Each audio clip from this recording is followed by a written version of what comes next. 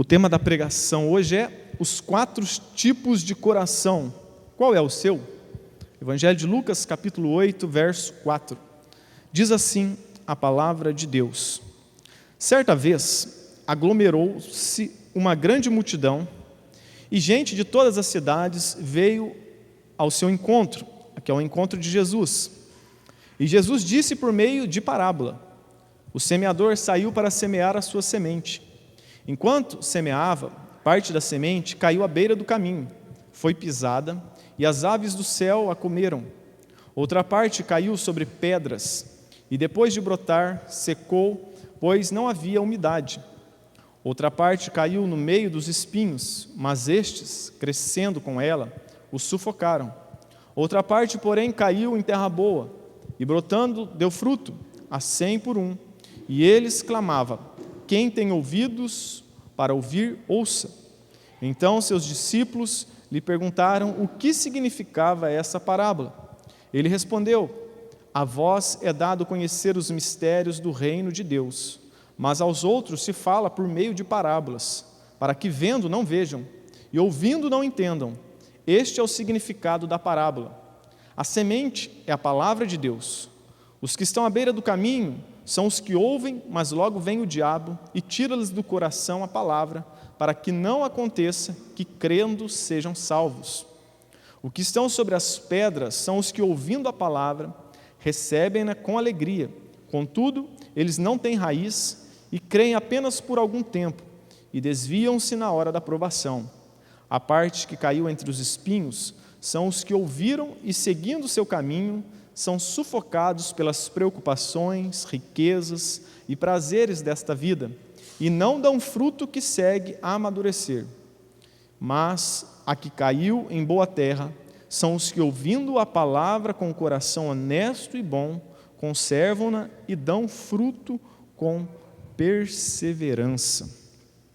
Nessa passagem, Jesus ele nos ensina que quando o evangelho é pregado, acontece 4 tipos de reações no coração daqueles que ouvem. Essa passagem serve também como um alerta para nós. E essa passagem serve também como um diagnóstico do nosso coração. Através dessa parábola, nós precisamos examinar o nosso coração e ver se o nosso coração está saudável. Se o nosso coração está um coração que ama a Deus, um coração que se volta para as coisas de Deus. No verso 4, Jesus ele começa dizendo, Lucas começa escrevendo, certa vez aglomerou-se uma grande multidão, e gente de todas as cidades veio ao seu encontro. E Jesus disse por meio de parábola. E o que é uma parábola? Talvez você é mais velho na igreja, você já sabe o que é uma parábola, mas creio que talvez pessoas mais novas ainda não sabem o que é uma parábola. E o que é então uma parábola? Essas parábolas faladas por Jesus eram histórias do dia a dia comum das pessoas. E Jesus então se utilizava dessas histórias para trazer verdades espirituais. E por que Jesus ele pregava através de parábolas? Nessa passagem, o próprio Jesus explica do porquê ele está pregando em parábolas lá no verso 9 e no verso 10. Olha o que diz aí na sua Bíblia. Então seus discípulos lhe perguntaram: o que significa essa parábola? Jesus respondeu: a vós é dado conhecer os mistérios do reino de Deus, mas aos outros se fala por meio de parábolas, para que vendo não veja e ouvindo não entendam. Então repare, Jesus ele pregava muitas vezes em parábola para que o incrédulo, o blasfemo, aquele que tinha um coração corrupto e blasfemava contra Cristo, não entendesse os mistérios do reino. Então as parábolas não serviam apenas para esclarecer um pensamento, mas muitas vezes servia para obscurecer as verdades de Deus. As parábolas, elas nos mostram que exige um esforço daquele que ouve. Se você não se esforçar para entender uma parábola, você não vai entendê-la e você vai ficar confuso. Como os fariseus e os escribas não se preocupavam com a verdade, eles também não se esforçavam para entender uma parábola. E isso pode acontecer comigo e com você. Isso pode acontecer com você hoje. Talvez você veio para a igreja, você veio para o culto, mas você não está interessado com a verdade. Aí eu estou pregando aqui e o seu pensamento, o seu coração está lá, no jogo de futebol, no que você vai fazer depois do culto, no lanche, na pizza, e você não está nem um pouco preocupado com a verdade, você não está nem um pouco preocupado em se esforçar para entender a mensagem de Deus. Isso pode acontecer conosco também. Jesus então, ele pregava dessa forma para que os seus discípulos entendessem as verdades do reino, mas ao mesmo tempo Jesus pregava em parábola para que servisse de juízo para os incrédulos. Essa fala de Jesus, ela faz parte de um duplo cumprimento de uma profecia registrada nos dias do profeta Isaías. Isso está lá no livro de Isaías capítulo 6. A fala de Jesus é exatamente essa. Então disse: vai e diz a este povo: ouvindo, ouvireis, e nunca entendereis, e vendo, vereis, mas jamais percebereis. Torna o coração deste povo insensível, que os seus ouvidos fiquem surdos, e os seus olhos cegos, para que não vejam com os olhos, não ouçam com os ouvidos, nem entenda com o coração, e não se converta, nem seja curado. Então Jesus aqui, abaixa o som um pouquinho, Leonardo, porque está dando dando uma transferência, abaixar um pouquinho o som do retorno, está dando fazendo um barulho aqui. O livro de Isaías, eu já li, o livro de Isaías. Então Jesus, ele falava em parábolas para manifestar a misericórdia de Deus, para os seus escolhidos, concedendo-lhes então a interpretação e a fé. Aqui nessa parábola, o próprio Jesus, ele dá a interpretação aos seus discípulos. Eles perguntam, eles mesmos não entenderam no primeiro momento. E aí eles perguntam: Senhor, o que é essa parábola? Aí Jesus explica para eles e diz: a vocês é dado conhecer os mistérios do reino, aos outros não. Então Jesus, ao mesmo tempo, ele falava em parábolas para manifestar a misericórdia aos seus discípulos, mas ao mesmo tempo ele falava em parábolas para manifestar a justiça e a ira de Deus sobre os rebeldes, deixando-os em sua própria cegueira espiritual, porque essa é a condição do ser humano diante de Deus, cego espiritualmente. Todo ser humano, ele nasce cego. Por quê? Porque o pecado de Adão afetou toda a humanidade. Todo ser humano, ele nasce debaixo da ira de Deus, ele não consegue entender as coisas espirituais. Por isso que Jesus, ele disse a Nicodemos: é necessário, Nicodemos, que você venha nascer de novo. Você não entende as coisas espirituais porque você está morto em seus delitos e pecados. Por isso que você não entende as coisas que eu falo, Nicodemos. Então, o ser humano, ele é rebelde diante de Deus. Ele não quer saber de Deus. Paulo, ele vai dizer isso lá em sua carta: não há justo, não há ninguém que sequer, não há nenhum sequer. Não há quem busque a Deus, não há quem faça o bem, não há nenhum sequer. Todos extraviaram e a uma fizeram inúteis, não há quem busque a Deus. O ser humano, ele está numa condição de condenação eterna. E se Deus não ressuscitar, se Deus não transformar esse coração, essa pessoa, ela jamais entenderá as verdades de Deus. Todos nós, segundo a palavra de Deus, merecemos o inferno. E Jesus, ele derrama aqui da sua misericórdia sobre os seus discípulos, porque ele revela a sua palavra, a sua parábola aos discípulos, não a todos. Mas será que isso é justo? Deus se revelar apenas a alguns e não a todos? Ele esclareceu isso lá em Romanos capítulo 9, pela boca do apóstolo Paulo. Lá em Romanos capítulo 9 vai dizer: pois ele diz a Moisés: terei misericórdia de quem quiser eu ter misericórdia, e me compadecerei de quem eu me compadecer. Então, nessa passagem, Jesus, ele mostra a sua misericórdia sobre os discípulos, mas ele também mostra a sua ira diante dos rebeldes. Por quê? Porque Deus é soberano, Cristo é soberano. Lá em Romanos vai dizer assim, alguém vai perguntar: isso não é injusto da parte de Deus? Deus vai dizer que ele fez vasos de honra e vasos de desonra. E aí, ele é o oleiro, é ele que faz o vaso. E aí, o autor aos Romanos vai dizer, alguém vai levantar a voz e vai dizer: isso é injusto, é injustiça da parte de Deus? Paulo vai dizer: jamais. Quem és tu, homem, para discutir isso com Deus? Pode por acaso o vaso dizer para o olheiro, aquele que o fez: por que me fizeste assim e o outro de outra forma?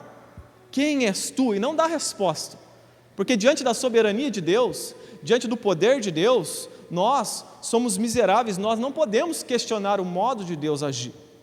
Deus, Ele é soberano, Ele derrama da sua graça, da sua misericórdia sobre quem Ele quer. A Bíblia diz que todo ser humano, ele merece a justiça e a ira de Deus.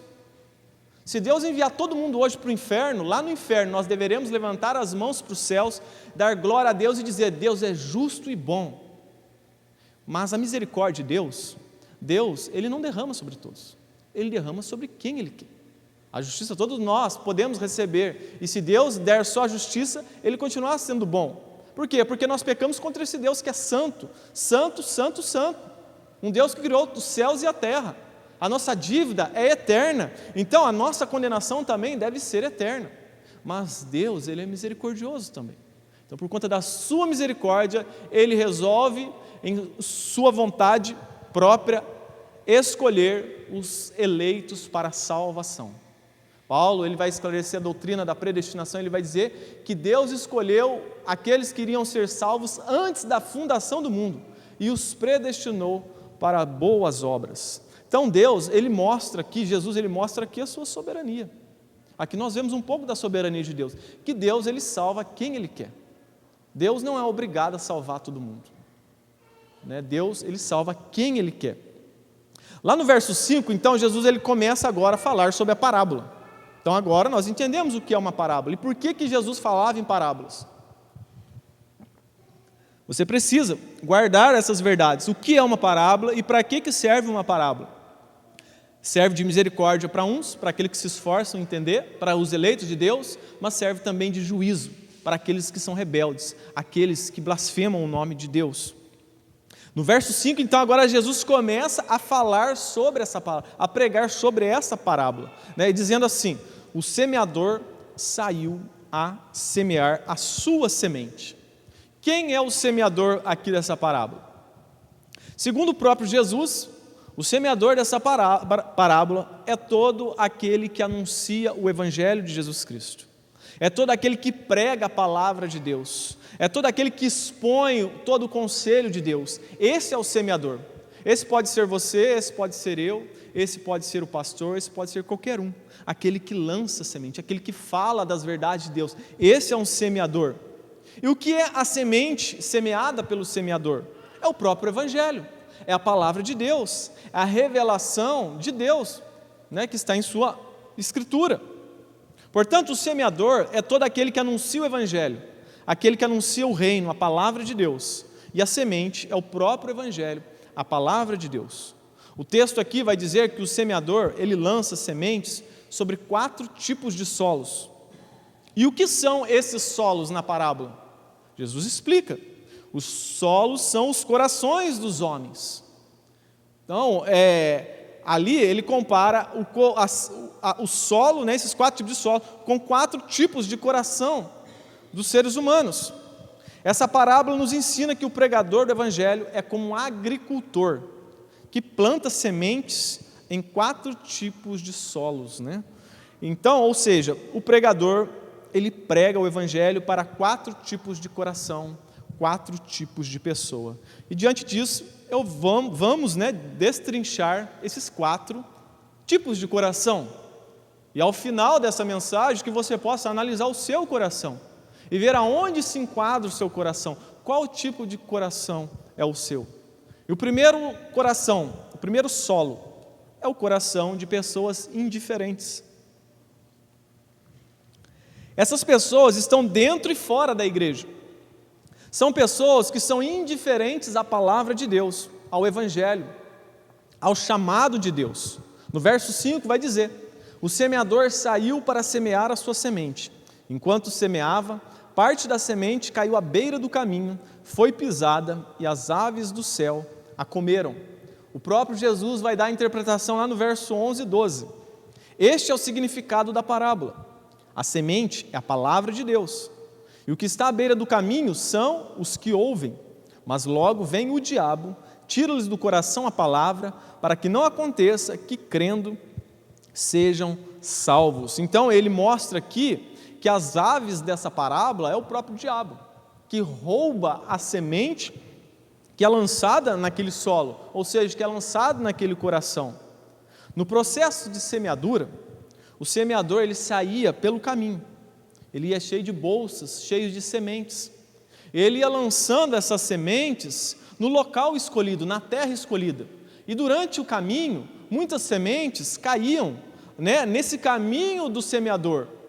Você já foi na roça, você talvez já viu, um caminho onde as pessoas ficam passando a todo momento. Ali não cresce mato, ali não cresce nenhuma vegetação. Por quê? Porque a terra é pisada pelos homens, a terra fica dura. Então, se você jogar uma semente ali, ela não vai penetrar na terra. E era isso o que estava acontecendo. O semeador derrubava a semente, lançava a semente, quando ele jogava nos campos, algumas sementes caíam nesse caminho, nessa terra dura, não penetrava, e aí as aves do céu, que Jesus diz aqui que eram os demônios, vinham, representando os demônios, vinham e comiam, arrebatavam aquela semente e a comiam.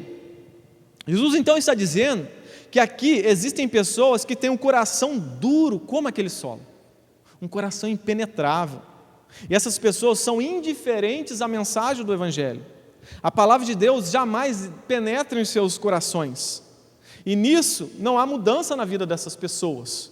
Essas pessoas podem estar aqui hoje, essas pessoas podem ser aquelas que um dia você pregou o Evangelho, seja para um colega de trabalho, seja para o seu vizinho, seja para o seu parente. Você prega o Evangelho, você lança semente, mas o coração dela é tão duro que a semente não penetra e não há resultado algum na vida daquela pessoa. Então essas pessoas são indiferentes, são frias quanto ao Evangelho. Você prega, por exemplo, sobre a realidade do céu e do inferno. Você diz, se você não se arrepender, se você não se voltar para Cristo, você irá passar uma eternidade de horror no inferno. Essas pessoas ouvem uma mensagem como essa e não sentem nada, não escutam pelo ouvido e soltam pelo outro. É um coração duro, fechado às verdades do reino.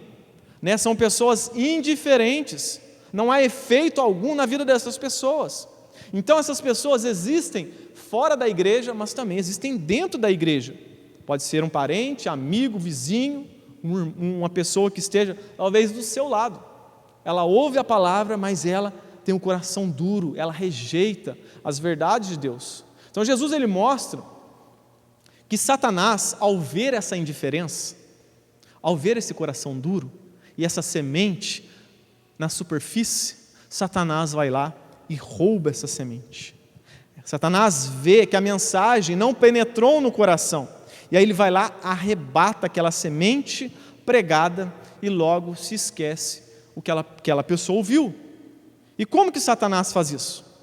Trazendo para os nossos dias, como que ele faz isso?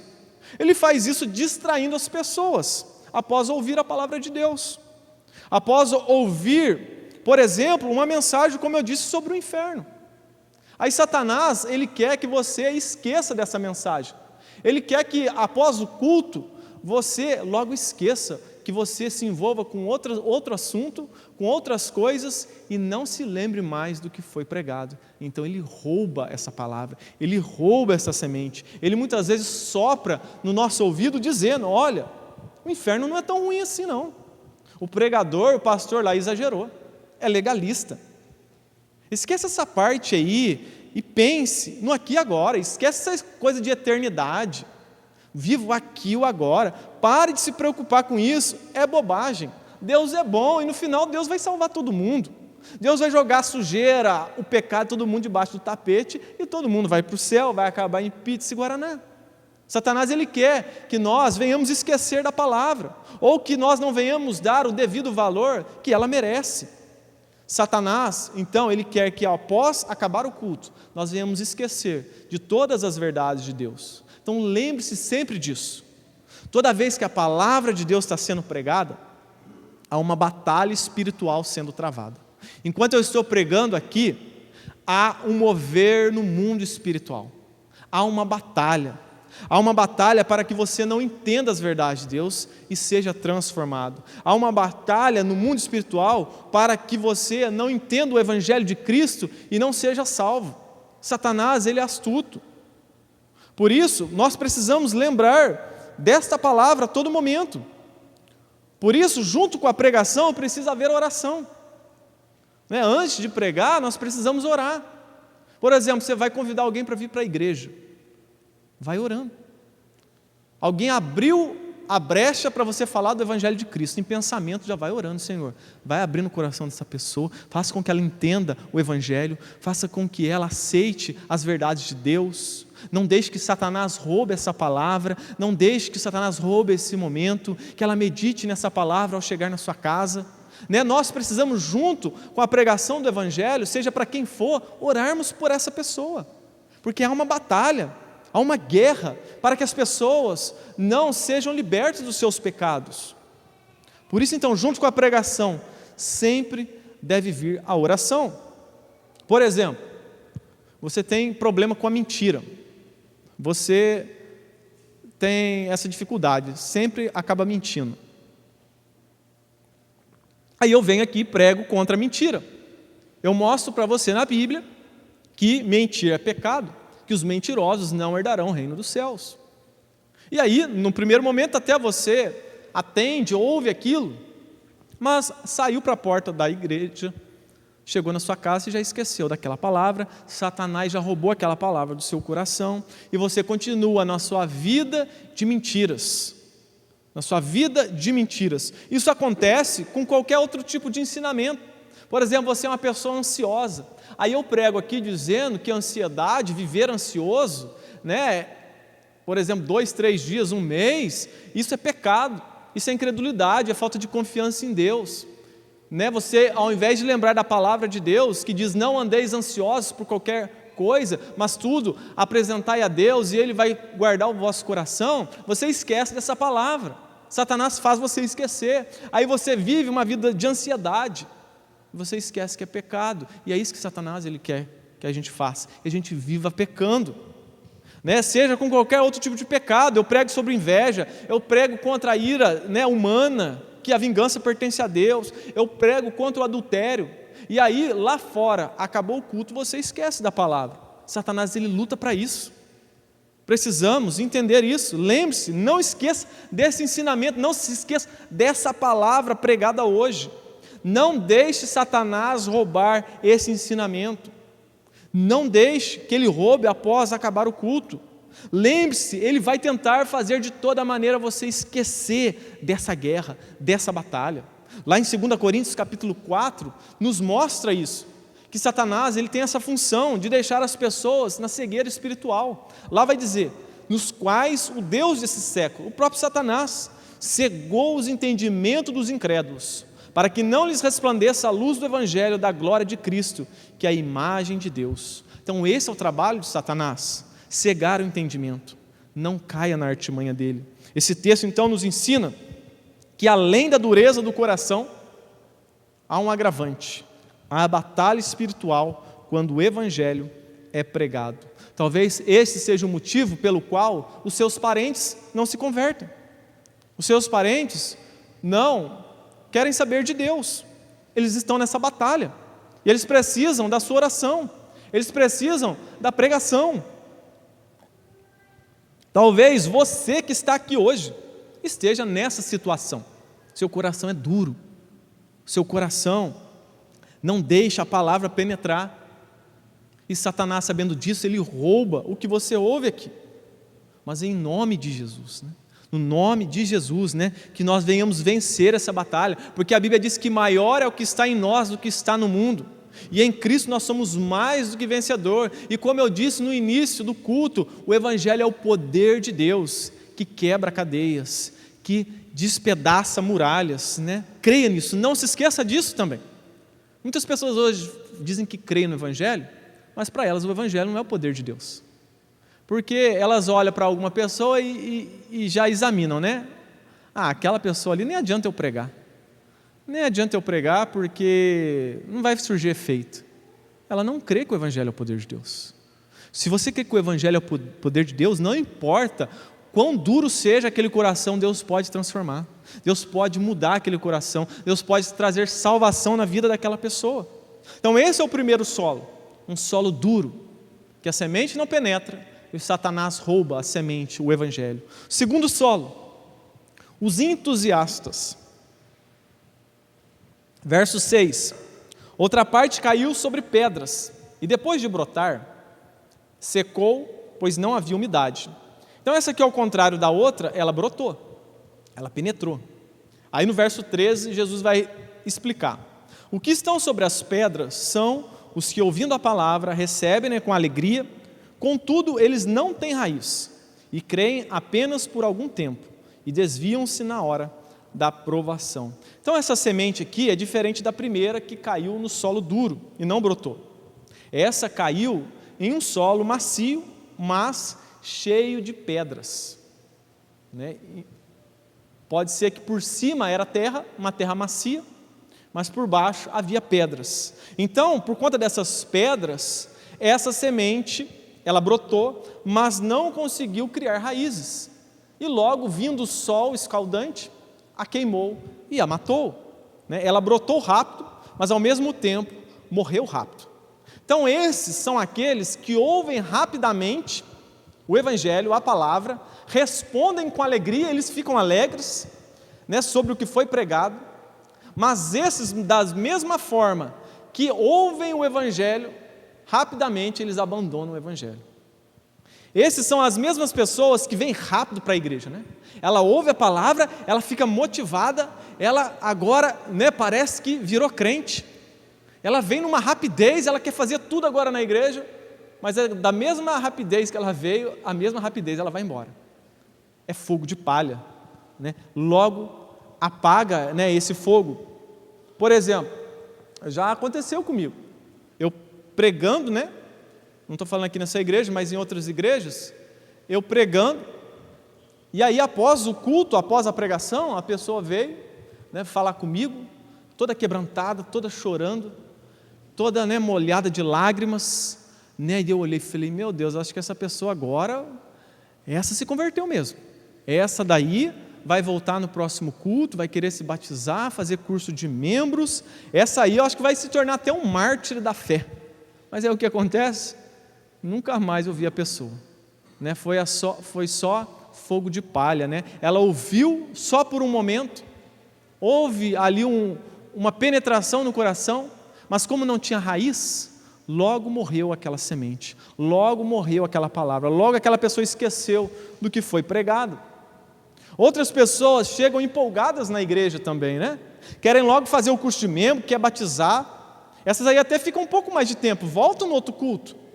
Essas aí, né, querem participar agora de todos os eventos da igreja, elas querem aprender mais de Deus, elas estão motivadas, né? Elas mudam as suas vestes logo, elas logo até dizimam, né?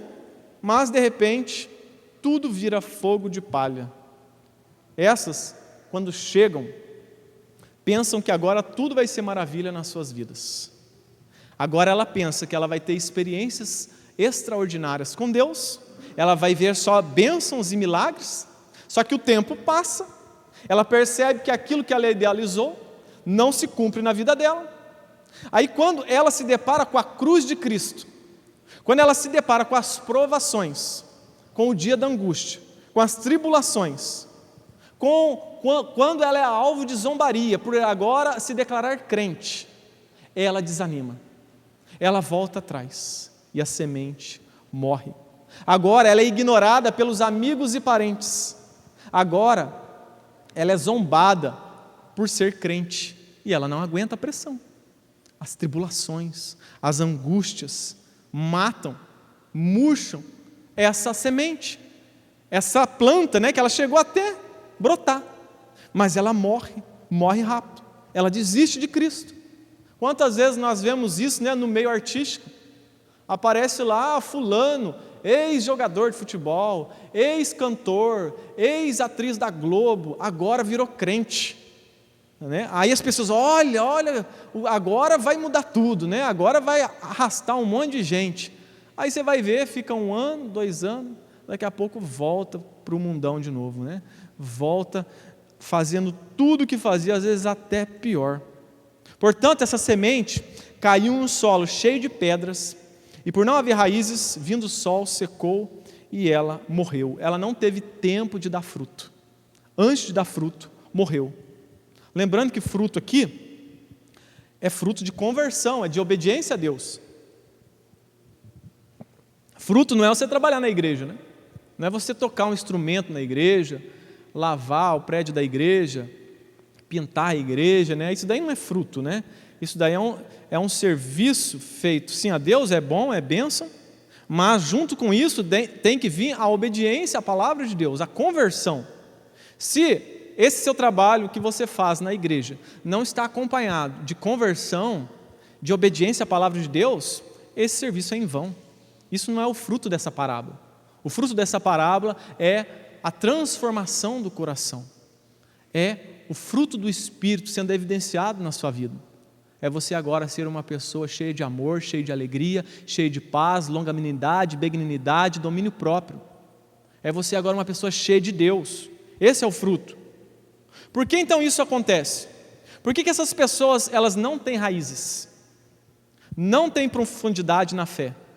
Elas são superficiais, não se convertem de verdade. São pessoas que não têm raízes.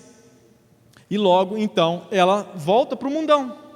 Essa é a segunda semente. Terceira semente, o solo do coração dividido. É praticamente o crente Raimundo, né?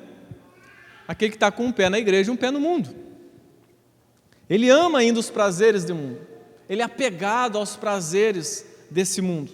É o crente Raimundo.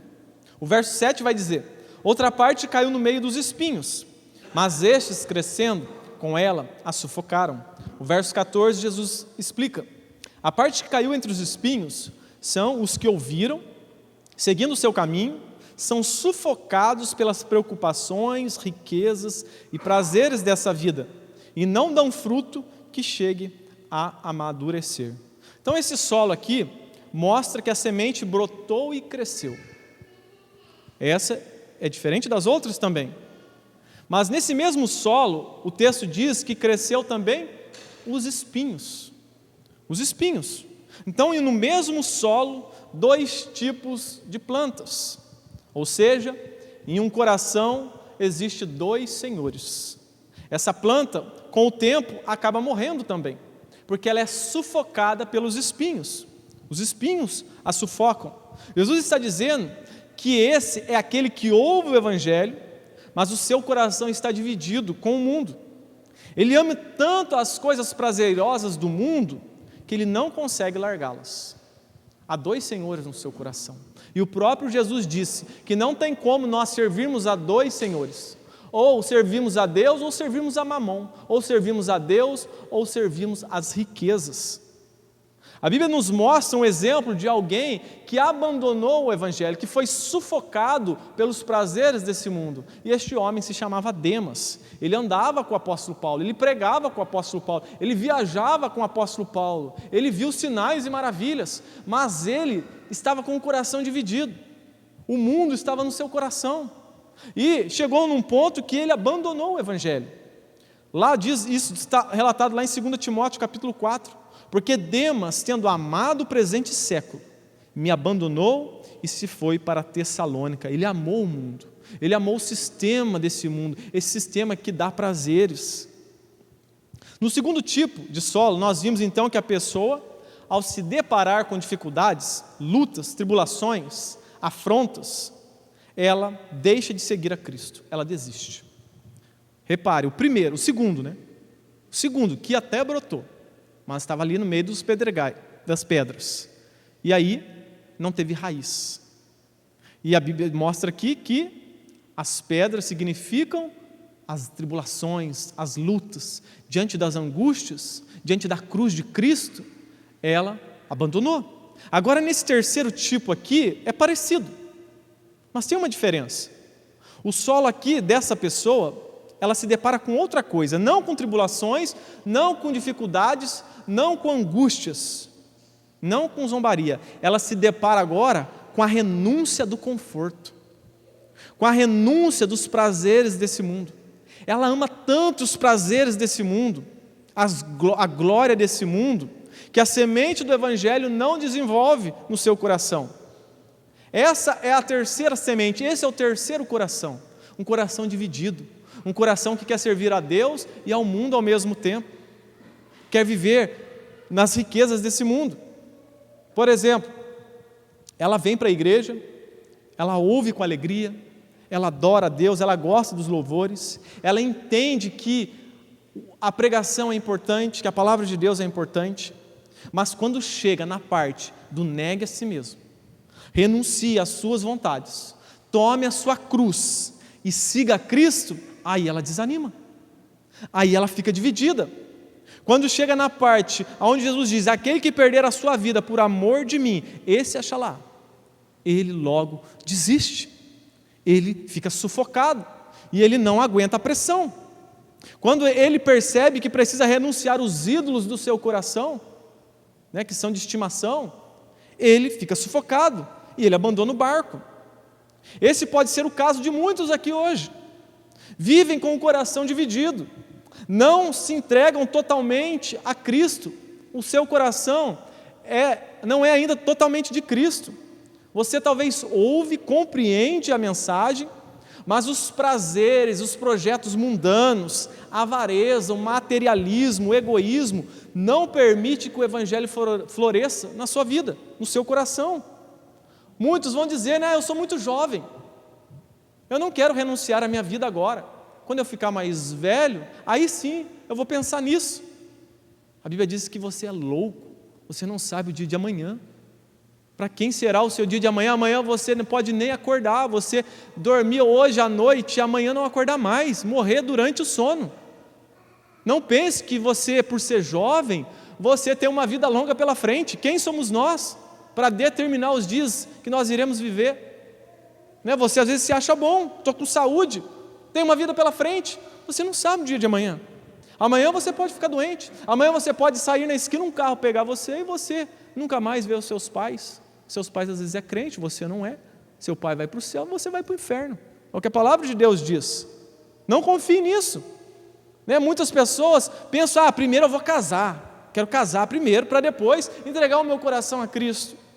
Eu preciso primeiro comprar o meu carro, eu preciso primeiro formar na faculdade, eu preciso primeiro abrir uma empresa, eu preciso ficar rico para depois seguir a Cristo. É um coração dividido, um coração que ama esse mundo e também quer ao mesmo tempo amar a Deus. Não tem como. Portanto, o desejo pelo mundo sufoca, impede a semente do Evangelho florescer nesse coração. Esse é o terceiro solo, um coração dividido. Quarto e último solo, o coração sincero, que é o crente verdadeiro. O verso 8 vai dizer: outra parte, porém, caiu em terra boa, e brotando deu fruto a 100 por 1.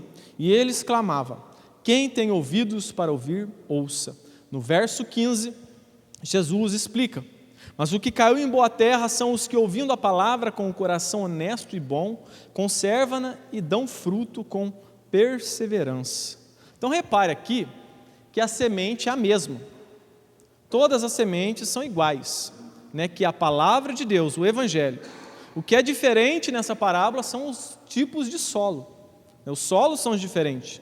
3 tipos de solo, houve uma dificuldade para a semente criar raízes, para sementes brotarem, e darem frutos. 3 tipos. Mas nesse quarto tipo de solo, a Bíblia diz aqui que essa sim criou raiz forte, essa cresceu e deu fruto. Jesus está dizendo para nós agora que essa semente caiu em um solo bom. Esses são aqueles que ouvem o Evangelho e buscam com honestidade e bondade obedecer em tudo a palavra de Deus. Ele entrega totalmente o seu coração a Cristo. Esses são os que nasceram de fato novamente, os que receberam o Espírito Santo de Deus, que são os verdadeiros crentes. Esses têm frutos em sua vida. Esses não deixam Satanás roubar a semente pregada em seus corações. Esses são atentos, esses expulsam Satanás do seu coração e não deixam Satanás chegar perto da palavra semeada. Esses são aqueles que não desistem por conta das aflições e tribulações que as sobrevêm. Esses são os que não são seduzidos pelos prazeres momentâneos desse mundo. Esses são aqueles que têm um novo coração, um coração que ama a verdade, que ama servir a Deus, que ama estar, na verdade, estar com Cristo. Esse é o quarto coração.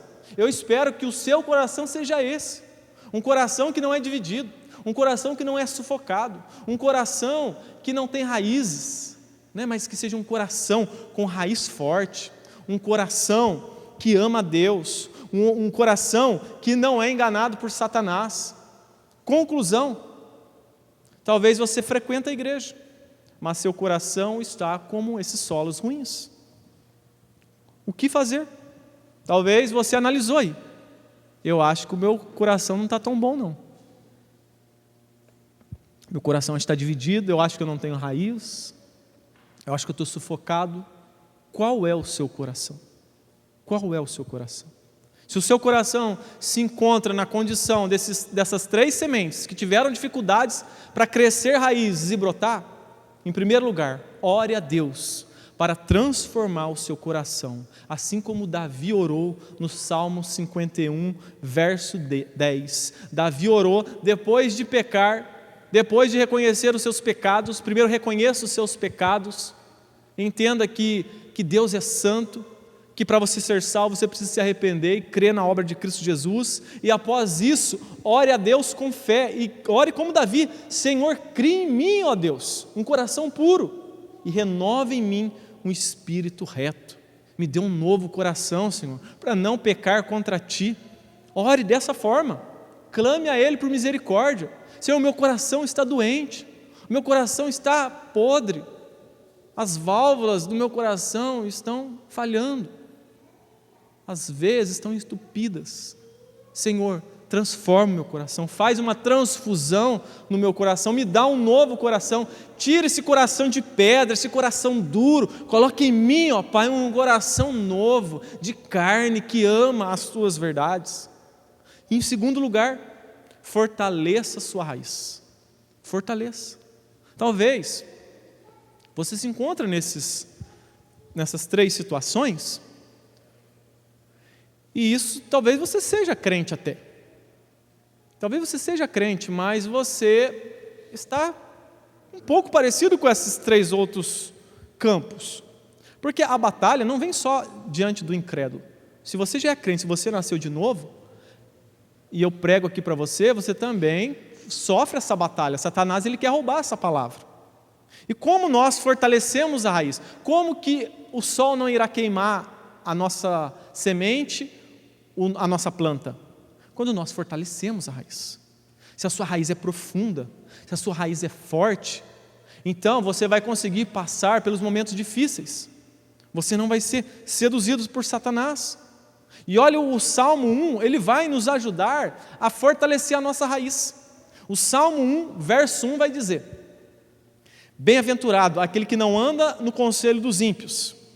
Então, quer ter sua fé fortalecida, sua raiz fortalecida?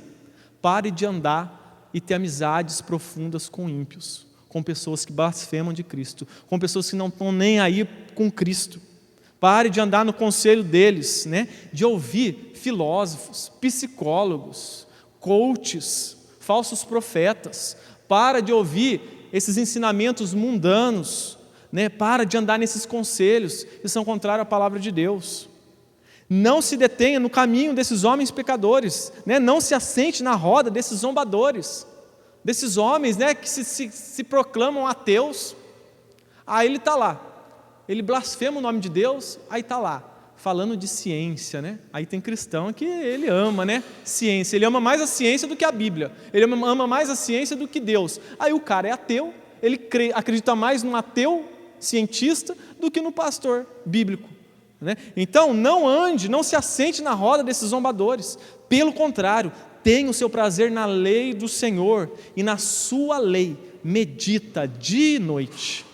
Aqui está a chave: medite na lei dia e noite. Aqui então não está falando para você ler a Bíblia, né? Você tem que ler a Bíblia, mas junto com a leitura você tem que vir a meditação, dia e noite.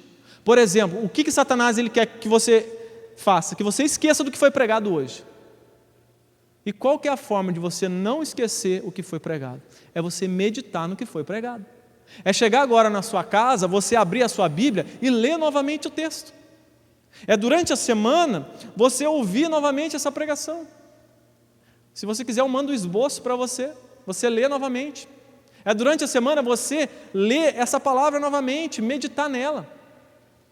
É você não esquecer do que foi pregado, né? É meditar. Então, olha qual a promessa: ele será como a árvore plantada junto às correntes de águas, que dá o seu fruto no tempo certo e cuja folhagem não murcha, tudo o que lhe fizer prosperará. Medite na lei de Deus, dia e noite. Então, depois do culto, durante a semana, leia os versículos, leia comentários sobre essa passagem, né? Ouça alguém pregando sobre isso, né? Ouça alguém que é de Deus também, um bom pastor sobre esse assunto. Se você não entendeu algo do que foi pregado, anote aí no seu caderno de anotações, anote no celular e procure entender o que você não entendeu direito. Medite nisso, participe dos PGs. O PG é uma forma de você criar raiz, de você não se esquecer do que foi pregado no domingo, né? De você fortalecer, memorizar aquilo que foi pregado. Esse é um dos intuitos do PG, você não esquecer do que foi pregado. Leia, né, um comentário da Bíblia. Por exemplo, você pega lá o livro de Romanos, ou qualquer outro livro, o livro de Filipenses, né? Compre, gaste dinheiro com um comentário. Um comentário de alguém que é bíblico, né? Para você acompanhar e entender aquele livro. Com isso você está criando raízes, você está fortalecendo as raízes, você está gastando tempo e investimento no reino de Deus, você está se fortalecendo, né? Durante a semana, por exemplo, você que tem filho, ensine o seu filho o que foi pregado aqui no domingo, né? Você reparou aqui que eu dei 4 exemplos. Cada dia você pega um exemplo e ensina para o seu filho. Filho, hoje a gente vai aprender sobre essa parte, vamos rever isso daqui. Inculque a palavra na cabeça dele, faça com que ele também crie raízes. E você, quando ensina, você também aprende. Uma das maiores formas de nós gravarmos a palavra de Deus é ensinando. Então aproveita também um momento para você pregar o que você ouviu hoje. Durante a semana, separe aí, né, anote aí, eu vou pregar essa mensagem para os meus irmãos, para os meus amigos, para os meus colegas de trabalho. Enquanto você estiver pregando, você vai memorizando a palavra, você vai guardando no coração, e aí Satanás jamais vai roubar essa palavra do seu coração, né? Use as suas conversas para trazer assuntos da Bíblia. Às vezes a gente passa a semana inteira falando de futebol, a semana inteira falando de música, a semana inteira falando de coisas seculares, mas em nenhum momento nas nossas conversas tem assunto da palavra de Deus. A Bíblia diz, para sermos cheios do Espírito Santo, uma das formas é falar entre vós com salmos, né? Conversar da palavra de Deus, né? Isso você vai criar raízes, você vai engrossar a sua raiz, você vai fortalecer, vai aprofundar, né? Converse sobre a Bíblia. Outra forma também, ande com pessoas mais sábias que você, que gostam da Bíblia, que gostam de meditar na palavra de Deus também. Provérbios 13, 20 vai dizer: quem anda com os sábios será sábio, mas o companheiro dos tolos será destruído. Por isso que é importante você também estar em uma igreja onde tem compromisso com a verdade, com a palavra. Não vá a uma igreja que vai te entreter, né? Porque hoje em dia os pastores querem entreter as pessoas, né? Aí quer fazer show, aí não tem palavra, aí ele tem que ter um louvor bom, aí ele tem que colocar luzes, fumaça, aí ele tem que fazer o show lá, e tem que mexer com a emoção das pessoas, para as pessoas dar um voo de galinha, né? Aí depois, semana que vem, tem que estar ali de novo. Não, procure uma igreja que esteja compromissada com a verdade. Paul Washer vai dizer isso, né? Não busque uma igreja perto da sua casa, mas busque uma igreja perto da Bíblia. Você precisa andar com pessoas sábias, com pessoas que amam a verdade, que estão interessados em entender as Sagradas Escrituras. E aí você vai ser sábio também, senão você vai andar com tolo. Se você vai a uma igreja onde não tem palavra de Deus, por exemplo, eu vi de uma igreja que era só louvor. Cantava as crianças, cantava os jovens, cantava os adultos, cantava as mulheres, e se não desse oportunidade, arrumava briga, aí cantava todo mundo, aí na hora da palavra era 10 minutos. Não tinha palavra, era um arroz com feijão raso, uma sopinha rasa, você não saía alimentado da palavra, né? A prioridade não era a palavra. Então fuja dessas igrejas. Isso é andar com os tolos. Ande com quem ame a palavra de Deus. E ore sempre a Deus pedindo sabedoria. Você quer ter raízes fortalecidas, profundas, faça o que Tiago diz em sua carta. Se algum de vós falta sabedoria, peça a Deus, que Ele vai conceder livremente a todos, sem criticar, Ele será dada. Deus, Ele se agrada desse pedido. Ele quer ver os seus filhos sábios, cheios do conhecimento, porque se os seus filhos forem sábios, cheios do conhecimento, eles vão transformar a sua sociedade, eles vão transformar as suas famílias. Quando você olha para a Bíblia, você vê Daniel, o mais sábio da sua geração, transformou a sua geração. José no Egito, a sabedoria de Deus estava sobre ele, e ele cuidou do povo. Salomão, no seu reinado houve paz, por conta da sua sabedoria. Então Deus, Ele quer ver os seus filhos sábios, cheios do conhecimento. Dessa forma, você vai se fortalecer, você vai aprofundar as raízes. Então, esse texto nos ensina também que na mensagem, que o problema não estava na mensagem, porque para encerrar agora, o problema não estava na mensagem e nem no mensageiro. Qual é o problema dessa parábola? Os solos. Então lembre-se que o nosso papel é apenas jogar sementes. Não temos o poder de conhecer os solos, só Deus tem esse poder.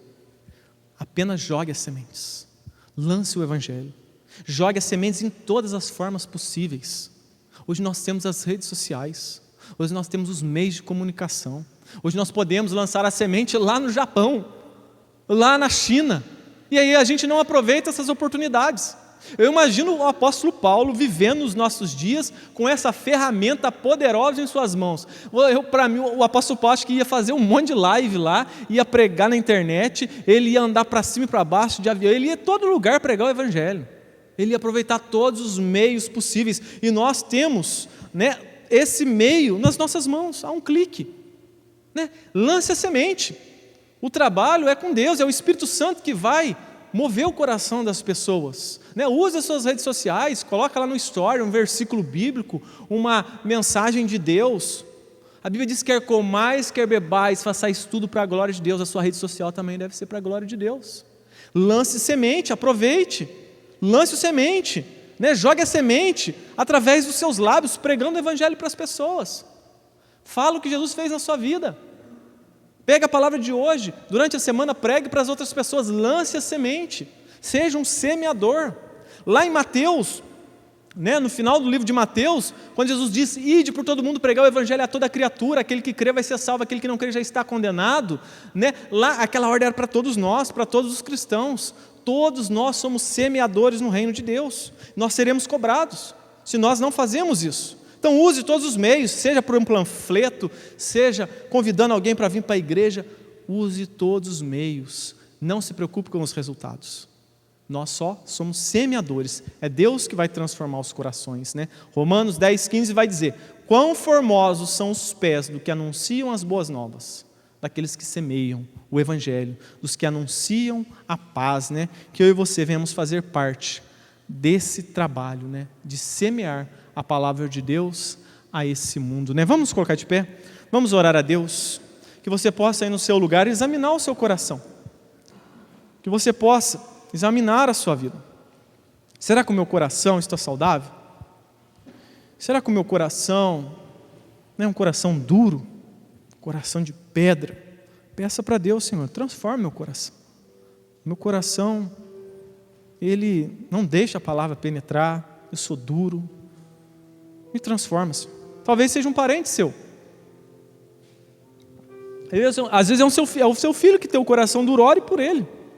Às vezes é a sua esposa, às vezes é seu irmão, a sua mãe, sua tia.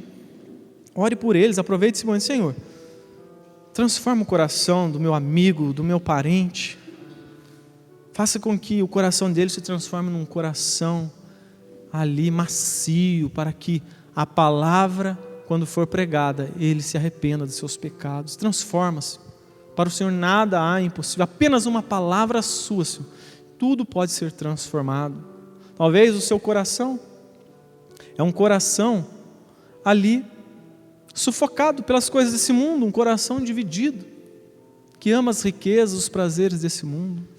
Peça para Deus tirar toda a sujeira do seu coração. tirar todo o espinho, todos os desejos que não estão de acordo com a vontade dEle, para que o seu coração esteja livre, para que a semente venha crescer, brotar e dar muitos frutos. Talvez o seu coração é o coração que diante da aflição, diante da angústia, se desespera, abandona a fé. Peça para Deus coragem, peça para Deus fé, para você não abandonar o barco, para você não abandonar o Evangelho, o reino de Deus, para que você possa ser um coração também que frutifica. Se o seu coração é um coração que tem dado frutos a Deus, se o seu coração é um coração que você consegue enxergar as evidências do Espírito Santo na sua vida, agradeça a Deus, porque se você recebeu isso, é fruto da graça de Deus. Eu e você não merecíamos. Tudo de bom que nós fazemos é porque Deus derramou da sua graça sobre nós. Tudo de mal que nós fazemos é porque nós somos maus mesmos, é culpa nossa. Então que você aí no seu lugar, ore a Deus, agradeça, peça a Deus, Senhor, transforma a minha vida.